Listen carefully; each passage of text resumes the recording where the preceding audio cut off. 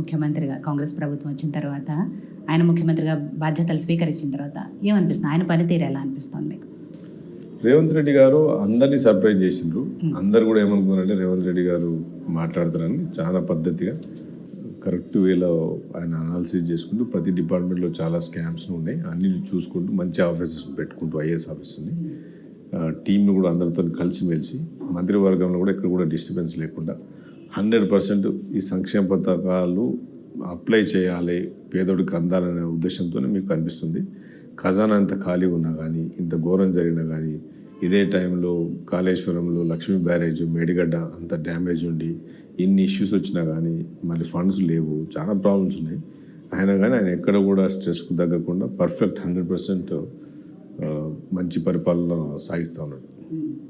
So Revanth Reddy గారితో అనుబంధం కానీ, అంటే ఆయనతో రిలేషన్ కానీ, మీ సహచర ఎమ్మెల్యేలు మంత్రులు వీళ్ళందరితో కూడా రిలేషన్ ఎలా ఉంది? నాకంటారా?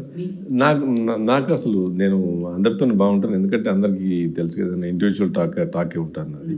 సో రేవంత్ రెడ్డి గారు నాకు 20 years నుంచి పరిచయం, తెలుగుదేశంలో కూడా కలిసి పనిచేసినాం. ఆయన ఎమ్మెల్యే కాకముందు కూడా నాకు పరిచయం, అమెరికాలో కూడా మేము ఉండేవాళ్ళం, స్నేహితులు ఉండేవాళ్ళం. సో కనుక ఆయనకి డెఫినెట్గా నా టాలెంట్ కూడా తెలుసు, నేను పనిచేయడం కూడా తెలుసు. ఎందుకంటే ఈరోజు మా ఫ్రెండ్షిప్ కాదు.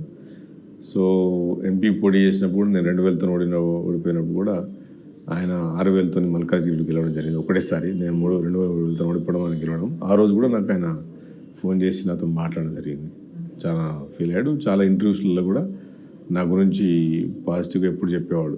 జైరాబాద్లో అంత సిచ్యువేషన్లో కూడా మదన్ తీసుకొచ్చాడు. మదన్కు టాలెంట్ ఉంది, పోల్ మేనేజ్మెంట్ మదన్కి ఎక్స్పీరియన్స్ ఉంది, పొలిటికల్ సిస్టమ్ మదన్కు టెక్నాలజీ బాగా తెలుసు అని.